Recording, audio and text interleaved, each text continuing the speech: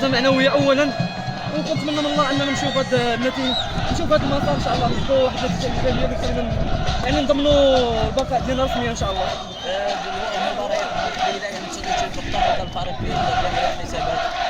راه بطبيعه الحال مازال اللعب، مازال مقابله، عندنا مقابله قويه، مازالنا فريق الوجدين، مازالنا فريق رجاء بيضاوي اللي كيلعب على البطوله، ويعني المغرب فاسي اللي تا هو نفس الوضعيه ديالنا. كنتمنى من الله اننا نكونوا عند في النهار ديالنا ان شاء الله، ونجيبوا واحد الطريقه ان شاء الله في مسجد فريق الوجد ان شاء الله، اللي يعني نضمنوا البقاء ديالنا ان شاء الله. بزاف لا سيما كنشوفوا مقابله الوداد واحد يعني واحد اصلا كانت ناحيه نفسيه يعني مهتزه بزاف.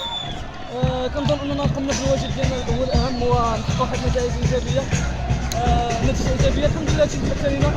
الحمد لله وكنشكروا وكنديو الجمهور ديالنا اللي ساعدنا حتى اخر دقيقه، العاود راه عيب بدر